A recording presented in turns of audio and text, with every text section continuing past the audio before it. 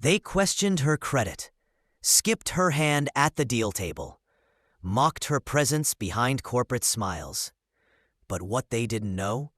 She already owned the debt behind their empire. 3 days later, she wasn't asking for approval. She was restructuring the entire system. Not for revenge, for correction.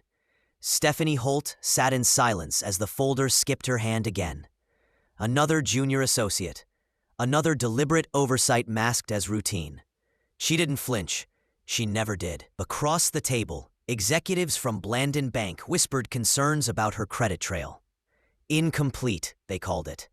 But the word unreliable lingered in the air like a quiet insult. Clara Mullins, head of legal, breezed past her contributions with polite dismissal, flipping tabs and redirecting focus.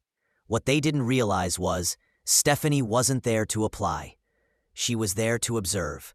12 years earlier, she'd been the intern no one remembered. The one who caught a multi-million-dollar error and got no credit. She walked away quietly back then, but not this time. When they paused the deal to reassess, Stephanie stood up, calm as ever, and left the room. 3 days later, she reappeared, this time in a private boardroom, not as a borrower, but as a buyer.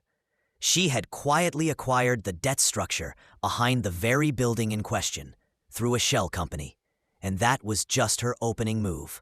Stephanie orchestrated pressure through equity buys, leveraged vulnerabilities, and positioned her team to quietly absorb the bank's weak points.